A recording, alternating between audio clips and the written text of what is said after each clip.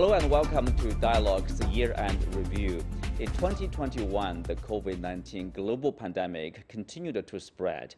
We have seen hundreds of thousands of new cases on a daily basis, and a new variant is hitting most parts of the world at the year's end. Meanwhile, the 20-year Afghanistan War came to a chaotic end, leaving behind a worsening humanitarian crisis.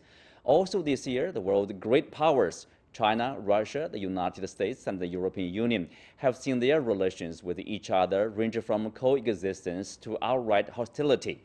To help take a look back at this very eventful year, I'm joined by Professor Pete Kuznick from American University, Professor John Gong from University of International Business and Economics, Russian defense analyst Pavel Felgenhauer, and later by Ismailai Abbasyan, our correspondent in Kabul, Afghanistan. That's our topic. I'm Xu Qinduo.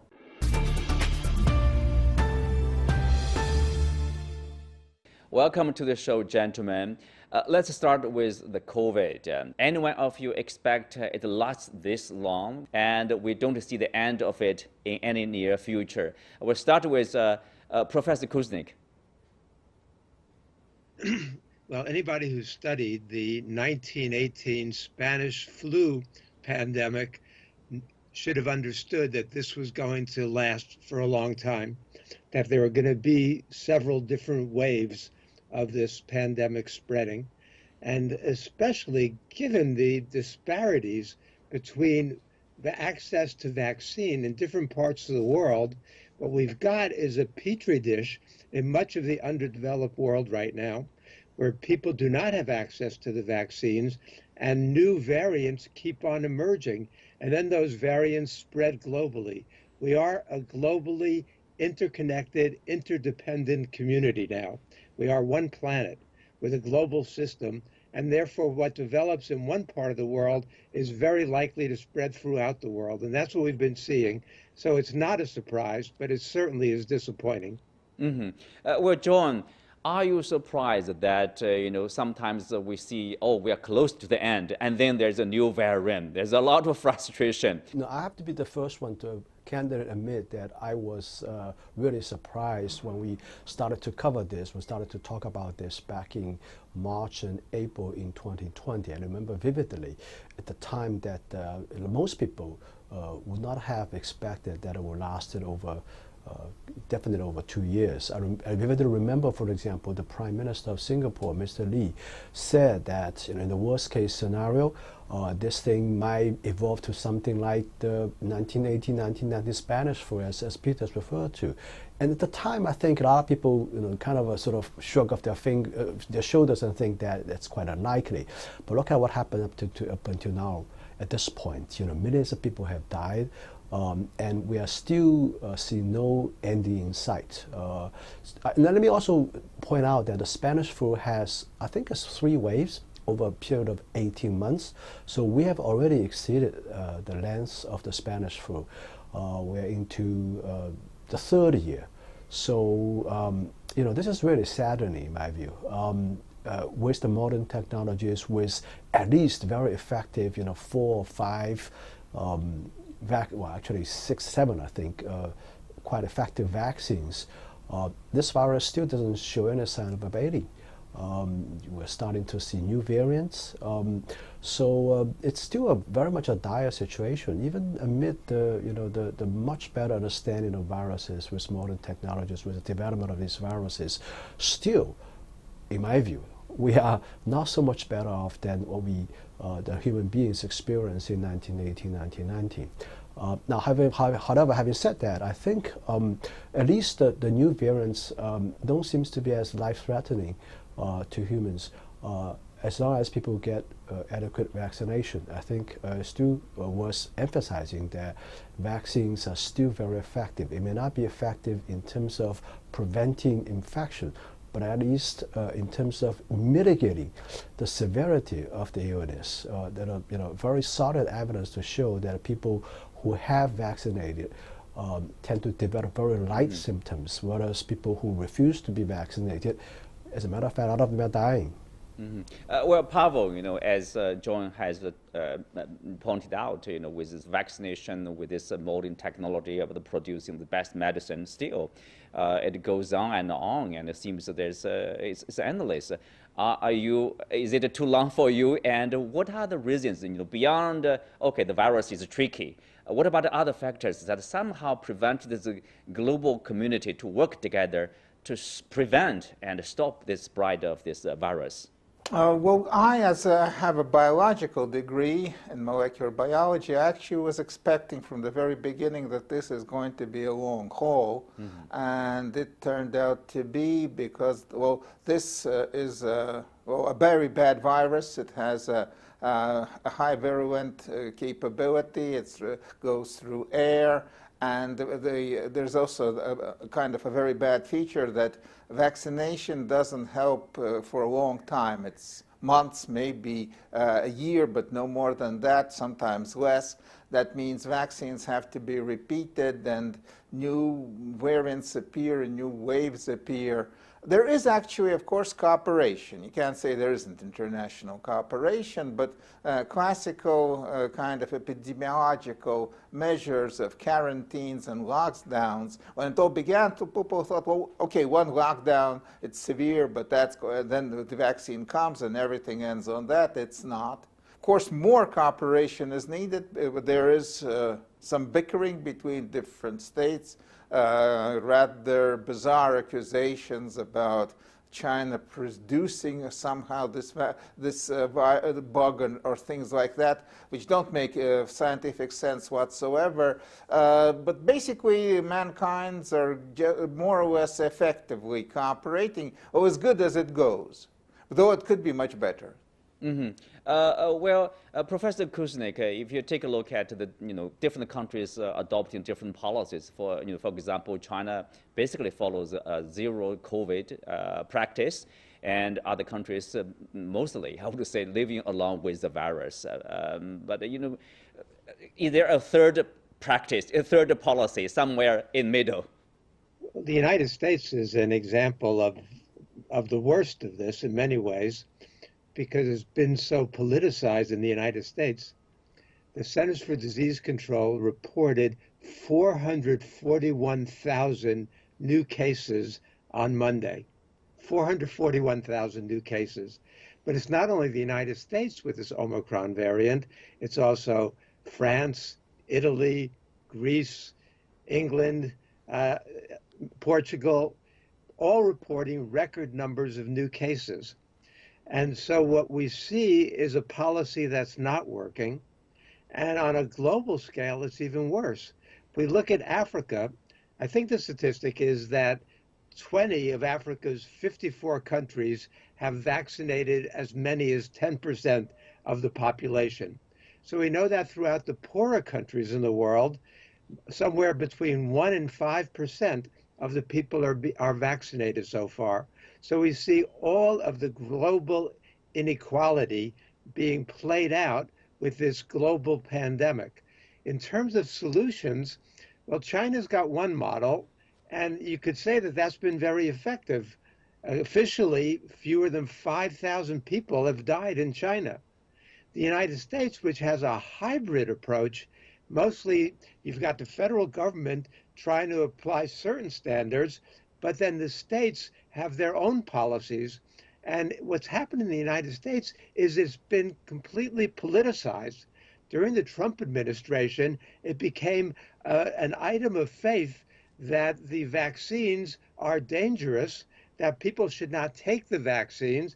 And this has become Republican Party policy. Even when Trump recently at his new rallies has urged people to get vaccinated, Trump himself got booed by his own supporters for urging them to get vaccinated. So this is a crazy kind of thing going on in the United States and in some parts of Europe, where the idea is that somehow getting vaccinated, doing the right thing for public health, is somehow restricting one's freedom.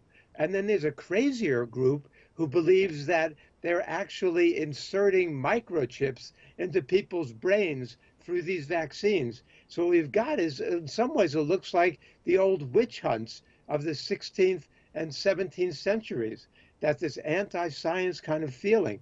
So yes, we've got the kind of policy we see in China, which has been very effective in mitigating the effects of the pandemic, and the United States, where you've got this mixed kind of approach, and in some states, especially the states run by the Republicans, in which they're not pushing for masking, they're not pushing for vaccination, they're not pushing for testing.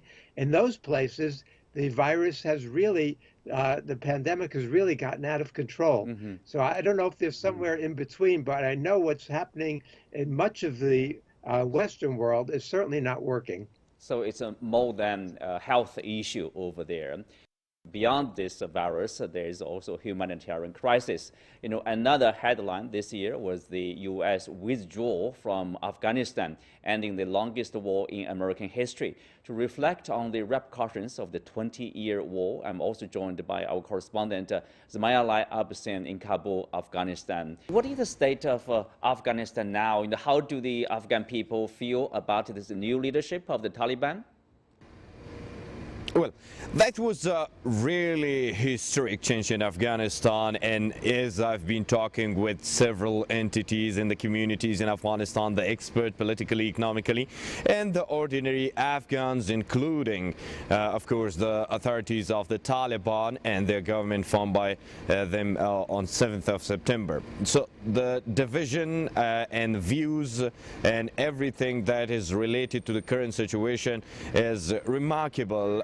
If I start from the ordinary Afghans, they are facing really more tough challenges on the ground economically, because there is a looming humanitarian catastrophe happening in this country, and the UN is under really hard criticism because it's already winter. Most of the part of the country, it's covered by the snow, and their aid workers cannot reach the areas, while people face unemployment, restrictions in many places, shattered banking and financial system, while the Taliban say they are working hard to finally solve the issue. But ordinary Afghan feel the life is now more hard. This is one of the most harsh winters for the people of Afghanistan all along the years, particularly after last 20 years, because the aid workers and all the international agencies have summed up and rolled their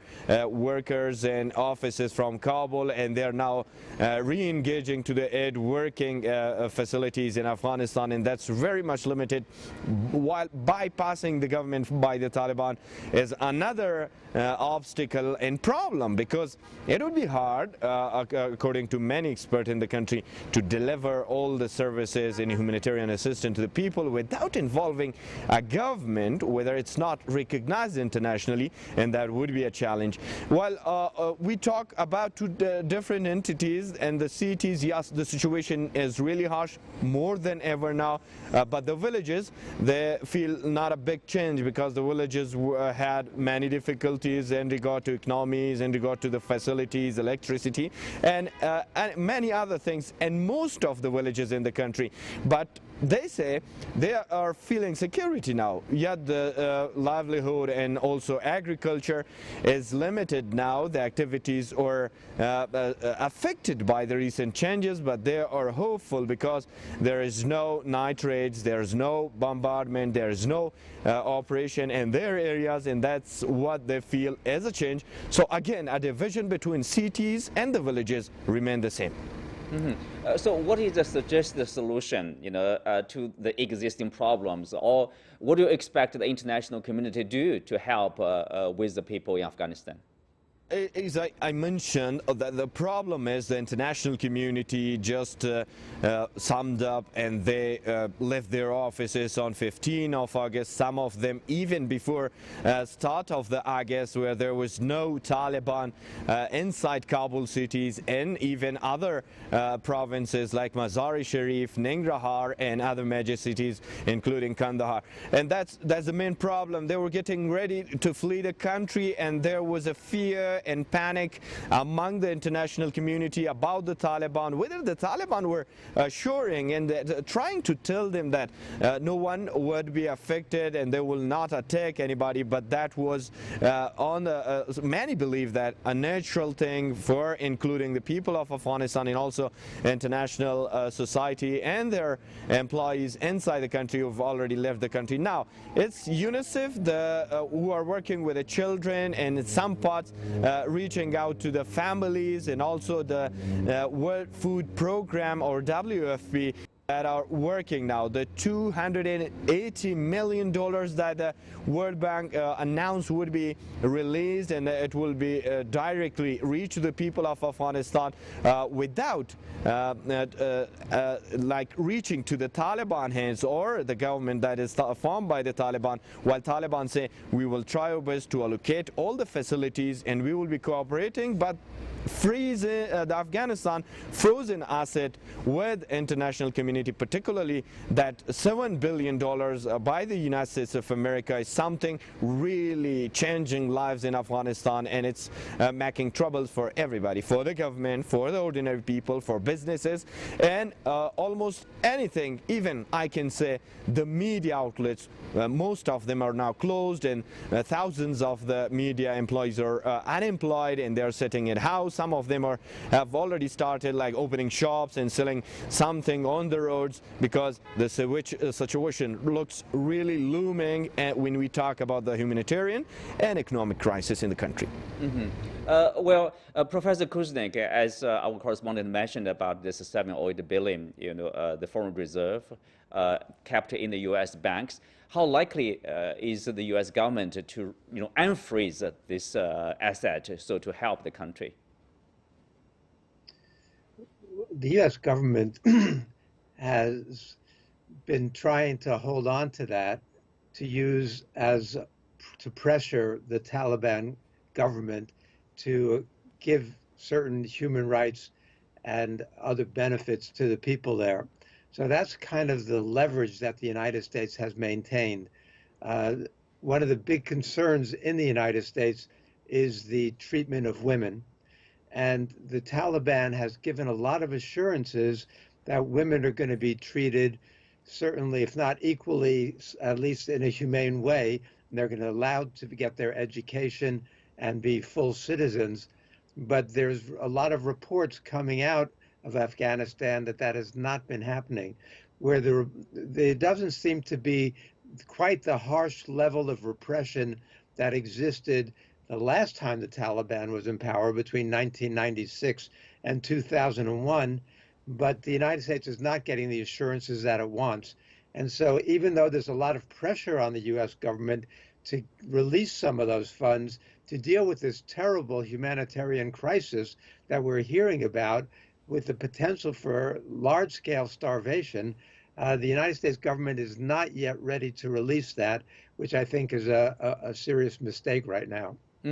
Well, Pavel, there is a belief, in particular in the Western countries, that the U.S. withdrawal benefits China and Russia the most in terms of geopolitical competition in this region. Is that the case?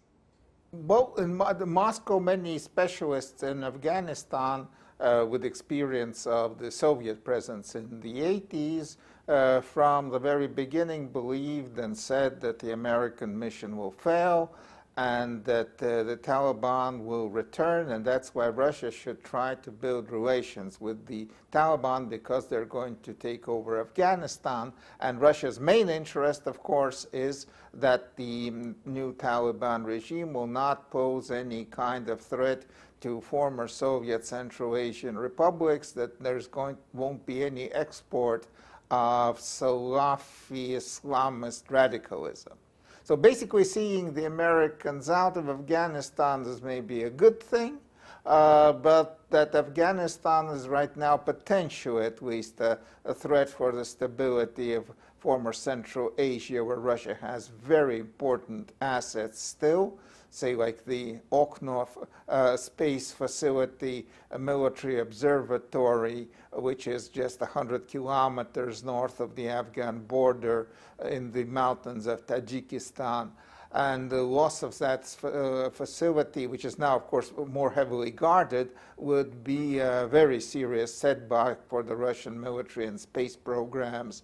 So Russia wants to build relations with Afghanistan. Russia says that it wants the United States to release these frozen funds that belong to the Afghan central bank, and believes that the nations that were running this NATO American operation in Afghanistan should contribute more and pay more for the rebuilding of the country, which they ruined.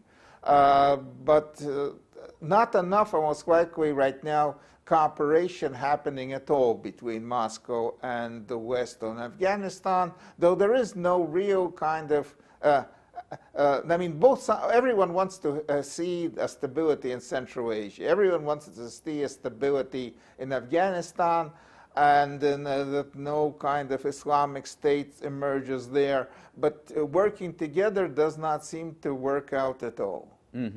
So there's a common ground anyway. Well, one major reason for the U.S. withdrawal from Afghanistan is to focus on what is known as great power competition. So how have dynamics changed among the world's great powers? Let's take a look at the big picture. This year, countries including the U.S., Japan, Germany experienced leadership changes, and also we see these basically the meetings between the leaders like Mr. Xi and Joe Biden and Mr. Putin, in particular among the three of them over the past 2 months. So, John, what do you make of these interactions between the three leaders in particular? Yeah, well, I think there's a certain degree of realignment of interests and also political strategies across the globe. I think one thing that the United States has done is to pick up this idea of value-based foreign policy. In other words, they're talking about aligning countries with like-minded ideological values, and I think that's a very tenuous argument because I think foreign policy is more about developing good relations among countries, and history has shown that this pompous idea and rhetoric about ideology and value usually tend to lead to conflicts and confrontations. So that's unfortunate. But I think even having said that, I think competition in some sense is actually quoting the former official State Department Pottinger's words. It's not a four-letter word. It might be actually good for both countries if both sides, China and the United States, are engaged in competition in a decent way, I would say. Jake Sullivan used to say that there are some elements in the United States that would like to make America run faster, but there are certain elements in the United States who would like to slow China down. So I think there's a distinction here. There's a line that the United States, Washington shouldn't cross. I think it's perfectly okay both countries make themselves run faster, but when it comes to try to slow your opponent down, that's something not right to me. Especially when it involves third-party countries. When you force other countries to take a position between the United States and China, I would say that's coercive foreign policy or coercive trade policy. So it's from that perspective I have a second opinion about this competition. I think competition can be constructive, can be beneficial to both countries as long as it's done in the right way. Professor Kuznick, what do you make of this dynamics among the three powers, China, Russia, and the U.S.? When we talk about competition like John was just doing, I think back to what the former U.S. Vice President Henry Wallace said in 1946, or 1945 actually. He said, the only competition we want between the United States and the Soviet Union at the start of the Cold War was to see which system, which country can better serve the needs of humanity. If we have a competition to better serve the needs of humanity, then that's fine with me. But the kind of competition that we're seeing is very troubling. Relations between the U.S. and China and the U.S. and Russia are the worst that they've been in decades. We are really, in a sense, closer to war than we've been in decades. and there are no military solutions.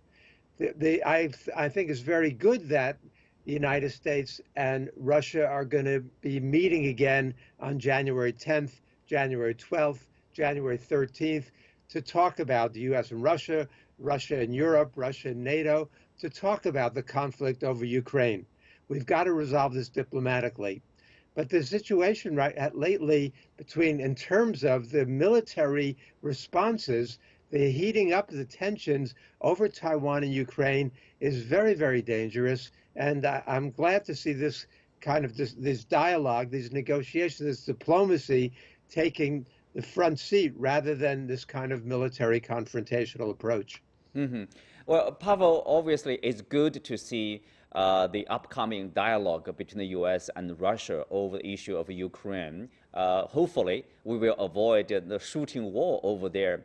But what kind of deal do you think that's acceptable to both the Russians and also the U.S. and Europeans? Well, right now it's much larger and wider than just simply Ukraine.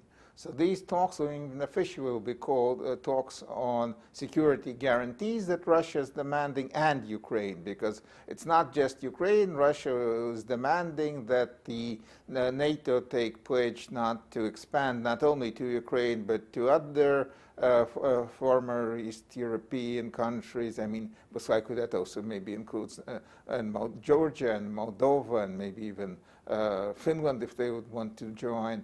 And that Russia wants offensive weapons withdrawn from states like the Baltic states, apparently Poland, Romania, and so it's a much wider kind of picture. It's good, of course, that there's going to be these meetings.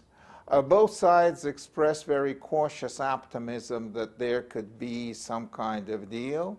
But apparently Russia says that if the deal should happen very swiftly, they're not ready to just simply talk, to just have talks in Geneva as it happened during the Cold War, when they could last for decades without getting any progress. That's Moscow says, and the Kremlin says that that's unacceptable. The United States says, yes, we're ready to talk, but some of the Russian demands are also unacceptable. There's going to be talks, but they could break down, and Moscow has says that if it believes its security is under threat, then Russia could take military action, not saying what kind of sort or military technical action, maybe deploying new weapons, and there be an announcement that new weapons and nuclear weapons will be deployed, and Russia is also strengthening its so-called dead hand. I mean, that's because Moscow and Kremlin say that the most threat is a sudden decapitating attack on the Russian leadership from countries nearby, when missiles with very short flight time can take out President Putin personally or the Russian entire military political leadership, and that Russia will not only reinstate but modernize its dead hand. That's a capability to fight a nuclear war when your military and political leadership has been already taken out. Today there was an announcement that a new special command missile, ICBM, is going to be deployed somewhere in the coming year or two. Mm-hmm. So there could be a really acceleration of an arms race, and further destabilization. So right now, a lot hinges on these talks. They could go either way. Mm-hmm. So a lot to expect. As the world heads into 2022, CGTN will bring you a special year-end coverage, Our World 2021. We look back at the unforgettable moments of the past 12 months. Stay tuned for our live coverage at 12 GMT.